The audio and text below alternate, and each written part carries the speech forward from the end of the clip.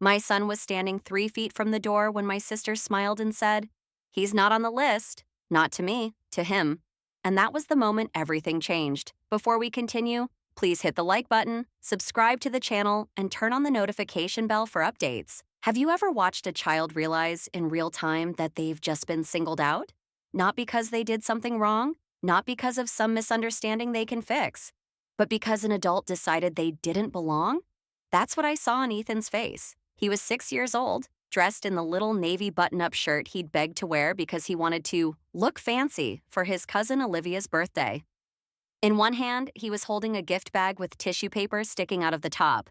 In the other, he had the invitation I had shown him 3 times that week, so he'd stop asking if we were really going. And still, my sister Vanessa looked straight at him and said, with that polished little smile of hers, "This is a VIP event. Only selected kids were invited inside." Selected kids. I remember just staring at her because my brain honestly refused to catch up. The entrance behind her looked like something out of a celebrity party. Gold balloons, velvet rope, huge custom sign with Olivia's name in glitter lettering, music thumping from inside the upscale kids event venue.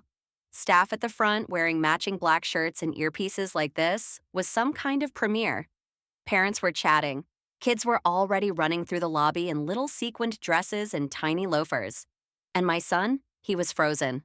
"Mom?" Ethan asked, looking up at me.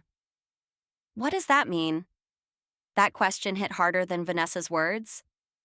"I'm Maya, I'm 28, and up until that moment, I would have told you my sister was difficult, image-obsessed, dramatic, sure, but not cruel. Not like this. Vanessa is 34, and she has always had this way of making everything feel like a competition nobody else agreed to play. Growing up, she needed to be the prettiest, the most admired, the one people noticed first. As adults, that turned into curated social circles, expensive tastes she couldn't always afford, and this constant need to make every gathering feel exclusive. But family was family. At least, that's what I thought. So, standing there at my niece's birthday party, with my child being turned away like he was some stranger who wandered in off the street, I felt 2 things at once: hot, immediate anger, and this sick, creeping realization that maybe this hadn't been a mistake. Because I had RSVP'd. I had texted Vanessa 4 days earlier, "We'll be there at 2. Ethan's excited. She'd heart reacted to the message, so no, this wasn't confusion. This wasn't a mix-up at the door. This was deliberate. My husband Daniel was standing beside me, completely still. He's 32, the kind of man who doesn't waste words and doesn't lose control in public. Normally, that steadiness calms me down. But in that moment, it made me even more unsettled. He wasn't jumping in. He wasn't arguing. He was just watching Vanessa with this unreadable expression, like he was fitting together pieces of something the rest of us couldn't see yet. Around us, the whispers had already started. One mom by the balloon arch glanced at another and lowered her voice. A dad near the check-in table pretended not to stare. One of the venue employees shifted awkwardly and looked down at the tablet in her hands, like maybe the screen would save her from being in the middle of a family humiliation. Vanessa gave a small shrug, all elegance and poison. "I had to keep things limited," she said. "Only VIP kids got access." VIP kids? Ethan looked down at the gift bag, his fingers tightened around the handle, and then he asked the question I still hear in my head. "Did I do something bad?" I felt my throat close. I bent down fast, put both hands on his shoulders, and told him no. Absolutely not. None of this was his fault. But even as I said it, I could feel every eye on us. And the shame of that moment was unbearable. Not because we had done anything wrong, but because Vanessa wanted an audience for it. That was when I straightened up and said, "Explain, right now."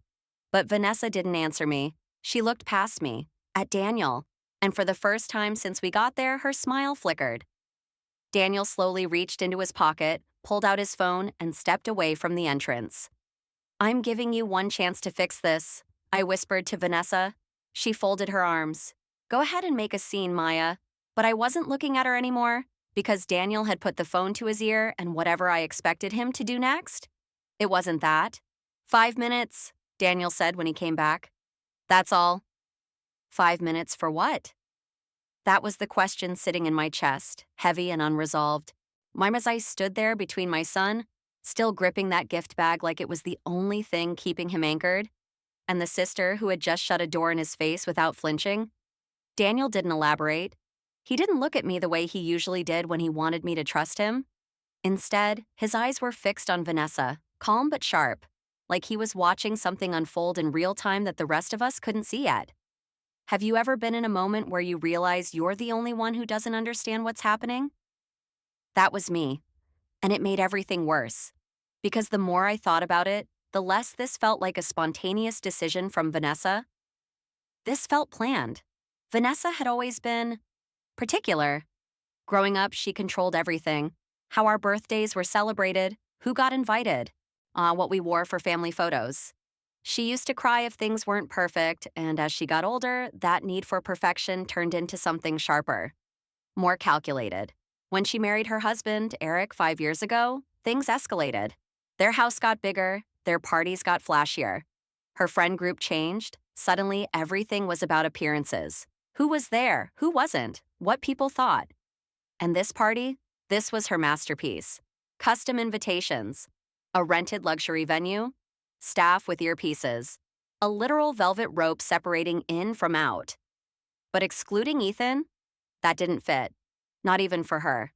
Unless it wasn't about him. I glanced at Vanessa again, really looked at her this time. Her posture was perfect, shoulders back, chin slightly raised. But her fingers? They kept twitching against her arm, small, barely noticeable, but I knew her well enough to see it. She was nervous. Why? A voice broke through my thoughts. That's strange. I turned to see another parent, someone I vaguely recognized from a previous family gathering, standing a few feet away. She leaned in slightly, lowering her voice. I thought all family was invited, she said carefully. So did I replied, my tone flat. Vanessa snapped her head in our direction, her smile tightening just enough to look unnatural. It's a curated event, she said quickly, like she needed to regain control of the narrative. We had to make some choices. Curated. That word hung in the air like a bad excuse. Meanwhile, Ethan had quietly moved to a bench near the entrance. He sat down, legs swinging slightly because they didn't quite reach the ground, still holding the gift. And he hadn't opened it, hadn't set it down, just held onto it like he was waiting for someone to tell him this was all a misunderstanding. The music from inside pulsed faintly through the glass doors. Kids laughing, someone cheering, life going on like nothing was wrong. And out here, everything felt frozen. I walked over to Ethan and sat beside him, brushing a hand through his hair. Hey, I said softly. Are we going home? He asked. I opened my mouth to answer, but nothing came out. Because I didn't know. Behind me, I could hear Vanessa talking to one of the staff members, her voice lower now, sharper. Urgent. She kept glancing toward Daniel, who was standing a few feet away, completely still, like he was waiting for something very specific to happen. That's when it hit me. This wasn't just about standing up for Ethan. And Daniel wasn't reacting. He was anticipating. I stood up and walked over to him. What did you do? I asked quietly. He didn't look at me right away, just kept his eyes on the entrance, on Vanessa, on everything. Nothing she didn't set in motion herself, he said. That didn't answer anything. If this turns into something bigger, I started. It already is, he cut in, calm but firm. Behind us, Vanessa suddenly let out a short, tense laugh at something a guest said, but it sounded forced, hollow. Like she was performing now, not hosting. Then Daniel finally turned to me. They're on their way, he said. A cold feeling slid down my spine. They? I repeated. But before he could answer, Vanessa's smile dropped completely for the first time. And she looked straight past me, toward the street. I didn't ask who they were, because something in Daniel's voice told me I wasn't ready for the answer. That thought stayed with me as the seconds stretched longer than they should have. You know that feeling when everything looks normal on the surface, but underneath, something is shifting? That was the air around us. The music inside kept playing. Kids were still laughing. Balloons still floated. But outside the entrance, where we stood, the energy had changed completely. Vanessa felt it too. I could see it in the way she adjusted her dress for no reason, the way she kept glancing toward the parking lot, then quickly back at the guests like she was trying to pretend nothing was wrong. Her smile had turned mechanical, too quick, too sharp, not reaching her eyes anymore. What did you do? I asked Daniel again, quieter this time. He exhaled slowly, like he was choosing his words carefully. I made a call that should have been made a while ago. That doesn't tell me anything. It will, he said. Just give it a minute. A minute. That word echoed as I checked the time on my phone without even realizing I was doing it. 2 minutes had already passed since his call. Maybe 3? Why did it feel like everything was counting down? Vanessa suddenly moved toward us, heels clicking faster than before. Up close, I could see the shift clearly now. Her composure wasn't just slipping, it was cracking. Daniel, she said, her voice low but tight, whatever you think you're doing, don't. He didn't react. This is my daughter's birthday party, she continued, her smile returning for anyone watching, but her eyes locked on his. You don't get to ruin it because of some misunderstanding. Misunderstanding? I repeated before I could stop myself.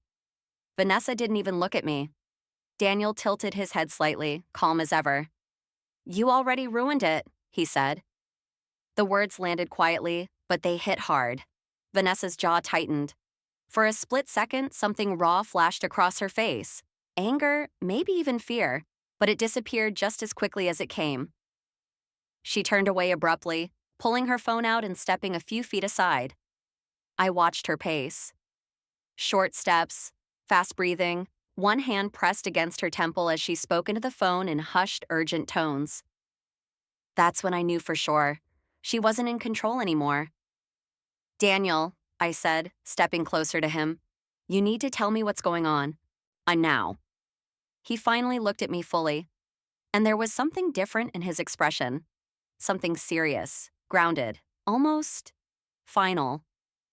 Do you remember the venue she picked? He asked. I frowned. What about it? I've seen it before, he said. Not for parties. A chill ran through me. What does that mean? Before he could answer, one of the venue staff suddenly stiffened, staring down at the tablet in her hands. Another staff member rushed over to her, whispering urgently. Within seconds, their calm, polished demeanor shifted into something else entirely. Concern, confusion. And then the manager appeared. A man in his 40s, dressed in a suit that suddenly didn't look as confident as it did earlier, stepped out from inside. He glanced at the staff, then toward Vanessa, then, strangely, toward Daniel. Like he knew. Vanessa ended her call abruptly and walked straight toward him. Handle it, she snapped under her breath. Handle what? The tension snapped tighter. I turned instinctively toward Ethan. He was still on the bench, still holding the gift, watching everything unfold with quiet, wide-eyed confusion. He didn't understand what was happening, but he knew something was wrong. Mom, he called softly. Are we going home now?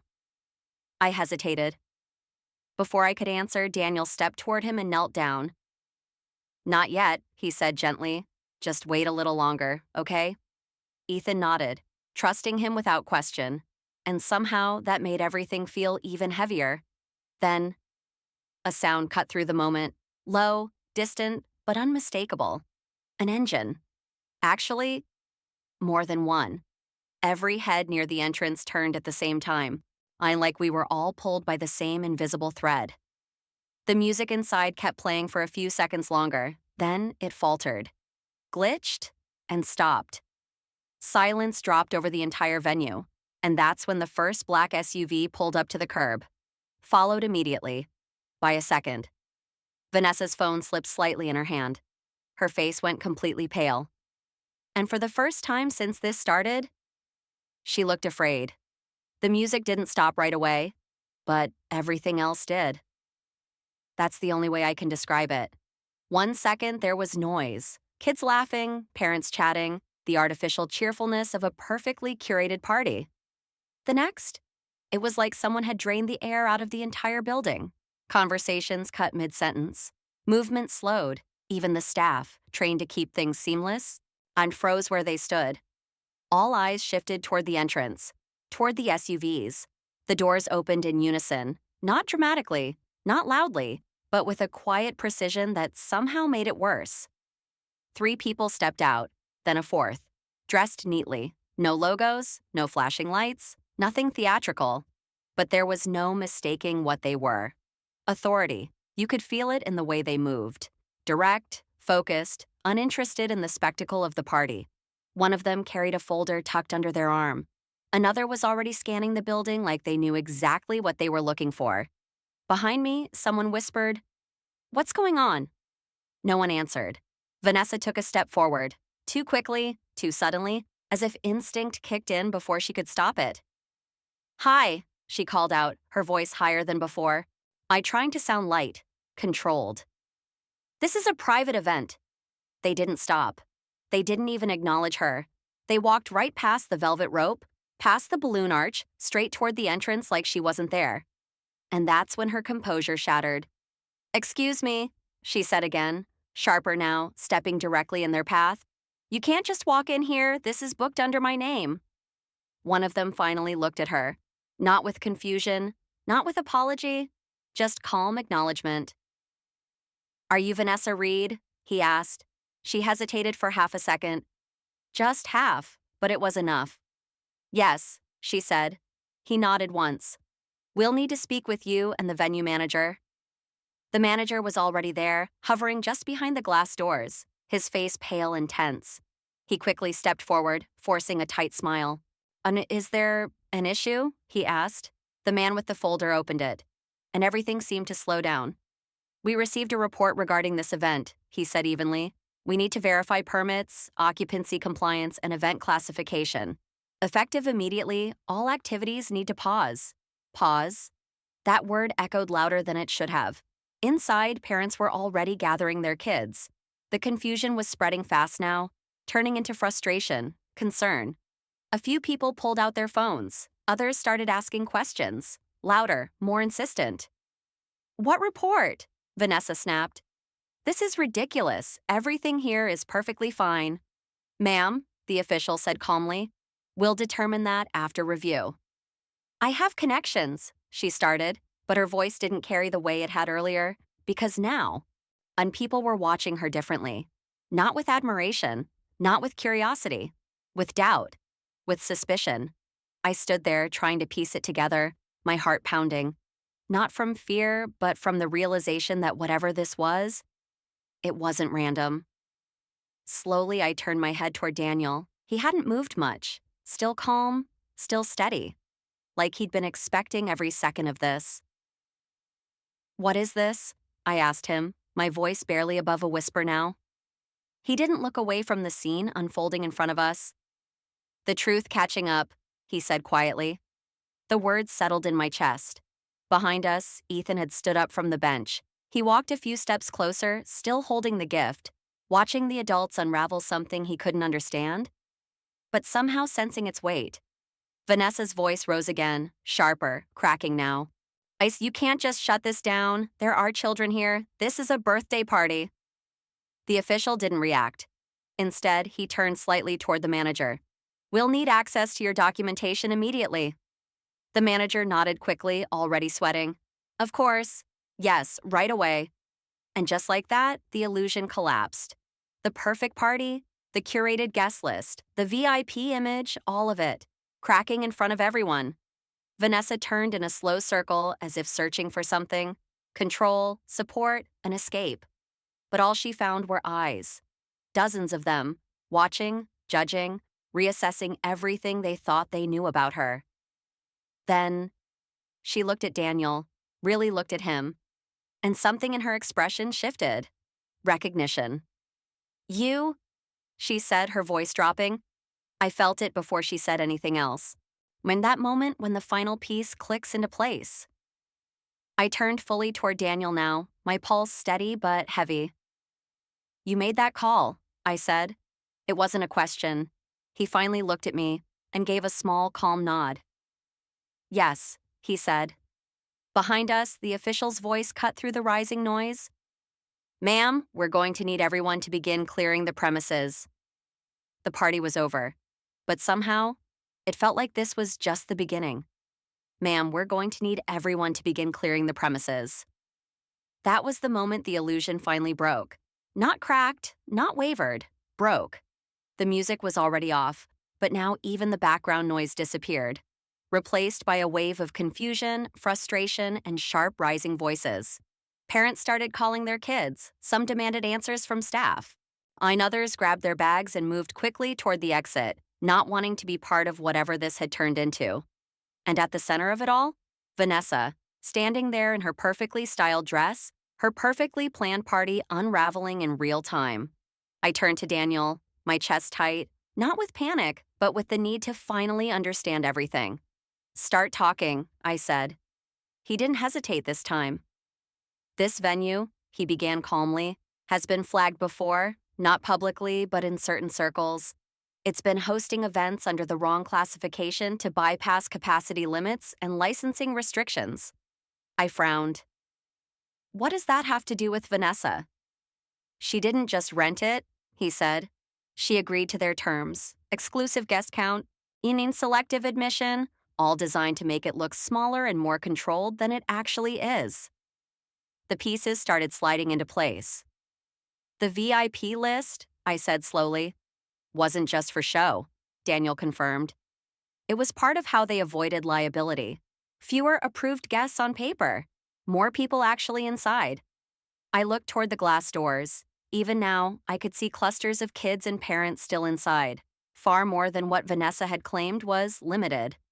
"She knew?" I asked. Daniel nodded once. "I warned her 2 weeks ago. She brushed it off." That explained the tension, the nerves, the constant checking of her phone. This wasn't just about appearances, this was about control and risk. "And the call?" I asked. "There was already an open report," he said. "I just made sure it didn't get ignored." Not revenge, not impulsive anger, a trigger for something already set in motion. I exhaled slowly, the weight of it settling in. Then I looked back at Ethan. He was standing beside me now, quieter than I'd ever seen him, still holding the gift, still trying to make sense of a day that started with excitement and ended in confusion. I crouched down and pulled him into a hug. "You didn't do anything wrong," I said firmly. "I know," he replied softly this time. And just like that, something inside me unclenched. Across the entrance, Vanessa's voice rose again, but now it carried something different, not authority, desperation.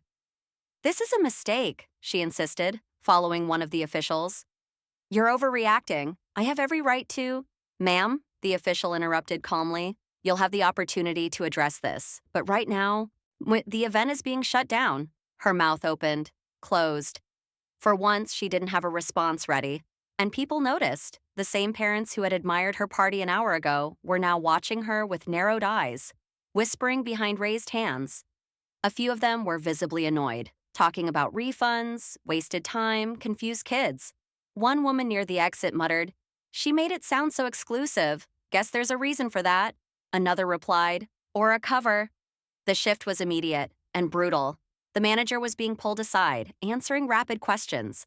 Staff members were scrambling, no longer polished, no longer composed. The entire operation looked exposed. And Vanessa, she looked small. Not physically, but in presence.